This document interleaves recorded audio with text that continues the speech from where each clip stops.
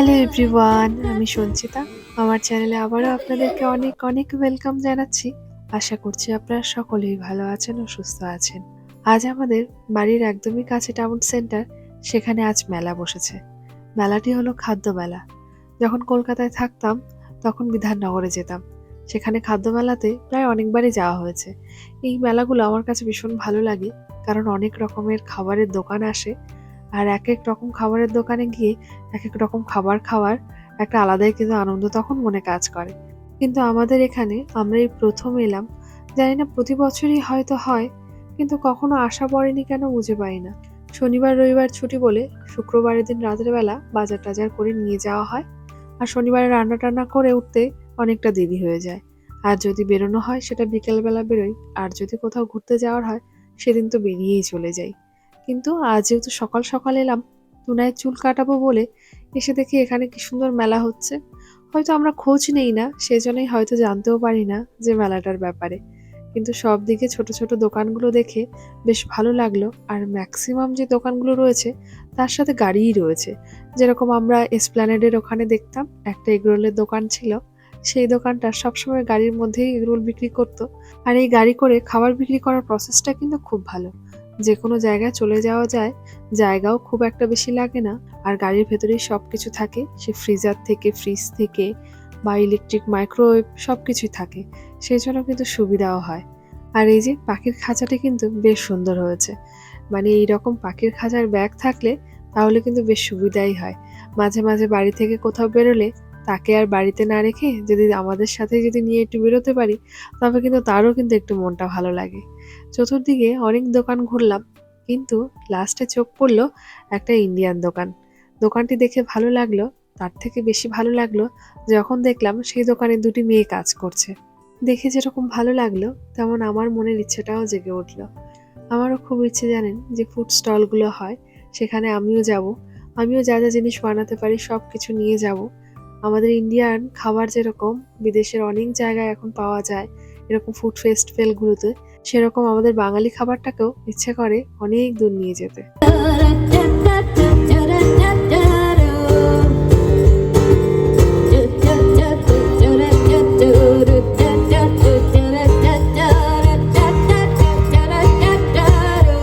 জীবনে এইটুকু এনার্জি কিন্তু চাই, যাতে যখন বয়স হয়ে যাবে শরীরের বয়সটা বাড়লেও মনের বয়সটা যেন না বাড়ে। এই এনার্জি থাকলে অল্পতে বা বেশিতে সবসময় কিন্তু সুখী থাকা যায়। আজ রোদ্দুর ওঠাতে আমাদের কাছে হয়তো একটু শীত লাগতে পারে, কিন্তু এখানকার মানুষের কাছে কিন্তু এটা ভালোই গরমের দিন। আর এত আইসক্রিমের দোকান দেখে মনে হলো আজকে আইসক্রিম খাওয়ার কথা। এই শীত শীত ভাব থাকলে আর আইসক্রিম খেতে ইচ্ছে করে না। আর শীতের জায়গাতে কিন্তু আইসক্রিম খাওয়ার একটা আলাদা কিন্তু মজা আছে। যখন দার্জিলিং গ্যাংটকে যেতাম তখন কিন্তু আইসক্রিম খাওয়ার ইচ্ছেটা কিন্তু খুব বাড়তো। আর এখানে আসার পর যেহেতু সবসময় দেখি ওয়েদার খারাপ, সেই জন্য আর সেই ইচ্ছেটা আসে না। আর এখানে এত সুন্দর সুন্দর এত ভ্যারাইটির আইসক্রিম পাওয়া যায়, আর সেগুলো খেতে ভীষণ ভালো হয়। তো আজ মনে হলো চলো আমরাও একটা আইসক্রিম খাই। তো না, আবার আইসক্রিমটা খুব একটা বেশি পছন্দ করে না। হয়তো খুব ঠান্ডা বলে, ঠান্ডার জায়গা তারপরে ঠান্ডা আইসক্রিম, সেই জন্য হয়তো ওর খুব একটা বেশি ভালো লাগে না। সকাল থেকে আজকে ওনার আবার মুডটাও বেশি ভালো নেই। যেই বলেছে আজকে হেয়ার কাট করতে যাব, আগের মতন এখন আর কান্না করে না, কিন্তু ওই যে ধৈর্য ধরে বসে থাকতে হয় সেটাও আর ভালো লাগে না। আর এদিকে তুনাইয়ের পাপা টাকা তুলে নিল, কারণ যার কাছে তুনাইয়ের হেয়ার কাট করানো হয় ওনার কাছে কার্ডের পেমেন্টের অপশানটা নেই, সেজন্য সবসময় ক্যাশ নিয়ে যাওয়া হয়। সবসময় কার্ডে পেমেন্ট করতে করতে এমন হয়ে গেছে যে আমাদের আর ক্যাশই তোলা হয় না। তাই মাঝে মাঝে তুনাইয়ের পাপাকে বলি যে মাঝে মাঝে টাকা তুলে রাখা ভালো, কারণ আমরা অনেক সময় অনেক জায়গাতে যাই যেখানে ক্যাবে গেলে কেউ হয়তো কার্ডে পেমেন্ট নেন, কারোর কাছে হয়তো অপশানটা থাকে না, তখন এই টাকার দরকারটা খুব হয়। আর ওই যে দেখছেন চুপচাপ বসে রয়েছে, এমনভাবে চুপচাপ বসে থাকতে থাকতে জানেন অনেক সময়ও প্রায় ঘুমিয়েও পড়ে। তখন যিনি হেয়ার কাট করছেন উনি একটু কথা বলেন, একটু হাসান, আর আমরাও একটু মাঝে মাঝে গিয়ে একটু কথা বলে আসি, তখন একটু ওর ঘুমটা ভেঙে যায়। আর এখানে ইউকেতে দেখুন হেয়ার কাটের প্রাইস লিস্টটাও রয়েছে। আর এখানে যে প্রাইস লিস্টটা রয়েছে সেটা হলো আমাদের এরিয়াতে সব থেকে কম দাম। ছেলেদের হেয়ার কাটের জন্য 750 পাউন্ড, যেটা ইন্ডিয়ান টাকাতে 750 টাকারও বেশি। আর যারা বয়স্ক মানুষ তাদের হেয়ার কাটের জন্য নেয় 6 পাউন্ড। আর যাদের বয়স 13 বছরেরও কম তাদের জন্য সেম 6 পাউন্ড। আর যদি শুধু দাড়ি ট্রিম করা হয় তার জন্য নেওয়া হয় 2 পাউন্ড। বুঝতেই পারছেন যে এখানে হেয়ার কাটের জন্য কত বেশি টাকা নেওয়া হয়। আর যেটাই বললাম, সবথেকে কম একমাত্র এই সেলুনটাতেই আছে। তাছাড়া বাদবাকি যত সেলুন আছে এর থেকে আরো অনেক বেশি বেশি প্রাইস। চলে এসেছি বাড়িতে। আজ জানেন, অনেক সকাল সকাল ঘুম থেকে উঠেছি। ঘুম থেকে উঠে ম্যাক্সিমাম সব কাজগুলোই সেরে ফেলেছি। কেকটাকেও কমপ্লিট করে ফেলেছি। কাল রাতে স্পঞ্জটা বানিয়ে কেকে ক্রাম কোট করে রেখে দিয়েছিলাম। আর সকালবেলা টাউন সেন্টারে ঠিক যাওয়ার আগ মুহূর্তে কেকের ওপরে ক্রিমগুলো দিয়ে একটু সাজিয়ে নিলাম। কেক বানাতে তো আমি ভীষণ ভালোবাসি। সেটা যেহেতু এখানকার মানুষ অনেকেই জানেন, তারা আমার কাছে কেকের অর্ডারও করেন। তাই আজকের কেকটাও আমার খুব কাছের একজন মানুষ অর্ডার করেছেন। আর কেকটা আমার কাছে ভীষণ স্পেশাল, কারণ আজ কেকটা বানাচ্ছি মায়ের জন্য। আমার মায়ের জন্য নয়, রূপাদির মায়ের জন্য। রূপাদির মা দেশ থেকে এসেছে। আর যেহেতু কোনো না কোনো কাজের ব্যস্ততার জন্য রূপাদি আর রূপাদির দিদি কখনোই দেশে যাওয়া সম্ভব হতো না একই সাথে। খুব কম ওদের দেখা হতো।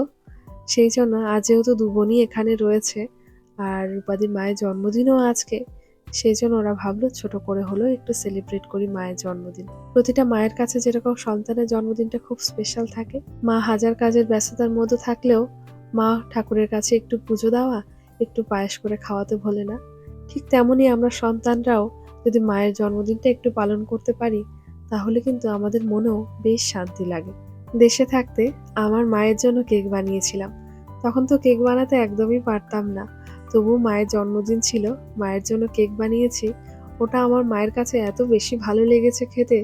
আর এখন কেক বানানো শিখেছি, সুন্দর করে ডেকোরেট করতে পারি। আর এখন আর সেই সুযোগটা এখনো অবধি হলো না মায়ের জন্য কেক বানানোর। কিন্তু ইচ্ছে আছে আমার এখানে যদি কাউকে আনি, তাদের জন্য কেক বানাবো। আর সব থেকে বড় কথা, যখন আবার বাড়িতে যাব, তখন আমি মনের মতন কেক বানিয়ে সবাইকে খাওয়াবো। আর আজকে শুধু অর্ডারে কেকটা নয়, কেকের সাথে সাথেও রয়েছে অনেক খাবারেরও অর্ডার। রূপাদি বলছে, দেখ রেস্টুরেন্ট থেকে তো অর্ডার দেবো, আর আমরা জানি রেস্টুরেন্টে কতটাই বা ভালো খাবার পাওয়া যায়। আর তুই তো টুকটাক একটু খাবারের অর্ডার নিস, সেই জন্য একটা কাজ করলাম, তোকেই অর্ডারটা দিলাম। তুই আমাদের কাছের মানুষ, তুই কিছু জীবনে করতে পারলে আমরাই খুশি হব। আমাকে জীবনে রূপাদি, দাদা, নিচে সন্ধ্যা দি যারা ছিল, ওরা খুব ইন্সপায়ার করেছে জানেন আমাকে, কেক নিয়ে কিছু একটা করো। আমি আগে অতটা ভাবিনি, ভেবেছিলাম যে কেক বানাতে পারি, ঠিক আছে, কাছের মানুষ যারা তাদের জন্য বানাবো। রান্না করতে পারি, ভালোবাসি রান্না করতে, ঠিক আছে, সবার জন্য রান্না করে খাওয়াবো, বাড়িতে গেট টুগেদার করব। শুধু ওটুসখানিই ভেবেছিলাম। কিন্তু এই সবাই যখন এত জোর করে, এত বলাবলি করে, তখন না আস্তে আস্তে টুকটাক করে অর্ডার নেওয়া শুরু করি। এখন টুকটাক আমার কাছের যারা মানুষ, যারা খুব ক্লোজ, তারা কিন্তু আমাকে কেকটা অর্ডার করে, বা কোনো খাবার, বিশেষ করে কলকাতার বিরিয়ানি, আরও আমাদের যে বাঙালি খাবার থাকে, মিষ্টি থাকে, এই জিনিসগুলো কিন্তু আমাকে অর্ডার করে। কেমন হয়েছে কেকটা জানাবেন। সিম্পলের মধ্যেই রেখেছি, খুব বেশি কালার কিছু অ্যাড করিনি। জানি না পছন্দ হবে কি না, আর পছন্দ না হলেও হ্যাঁই বলবে আমি জানি, কারণ আমি যাই করি ওদের কাছে শুধু এটাই মনে হয় যে আমি ভালোই করি। এখন বেরোবো, কারণ অনেকটাই দেরি হয়ে গেছে, দুপুরবেলা যেতে বলেছিল। কেক কমপ্লিট করতে অনেকটা সময় লেগে যায়, কেকটাকে ফিনিশ করতে, সেই জন্য। চলুন, কোথায় যাচ্ছি, কার বার্থডে, সবটাই দেখাবো।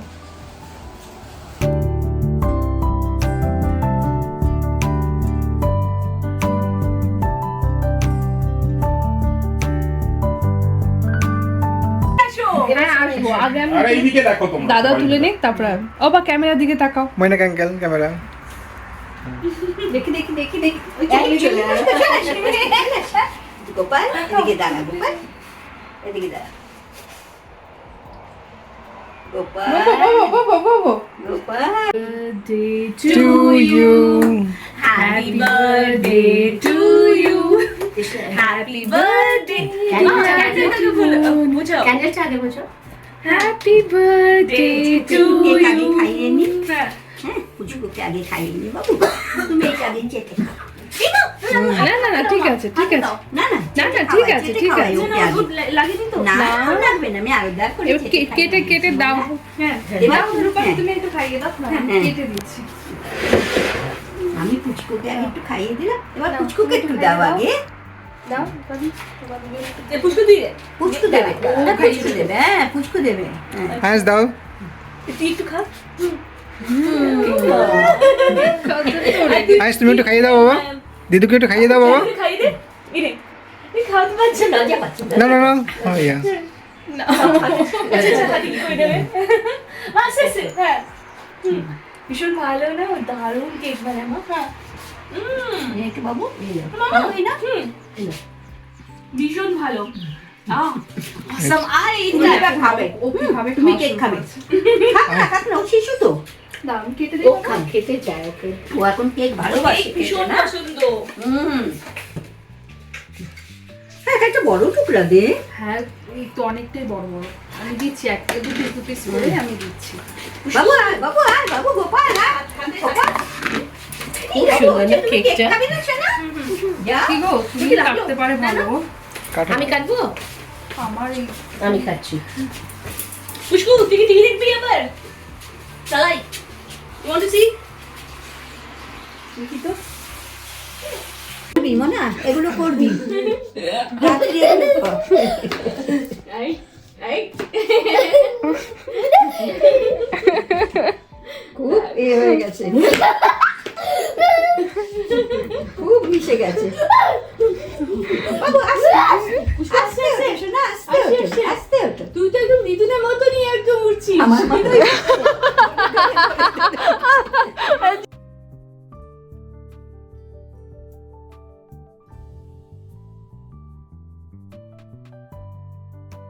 এই নাও তোমার আমানত।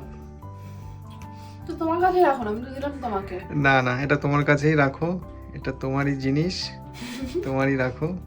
আমার জিনিস আমার আর তোমার জিনিস আলাদা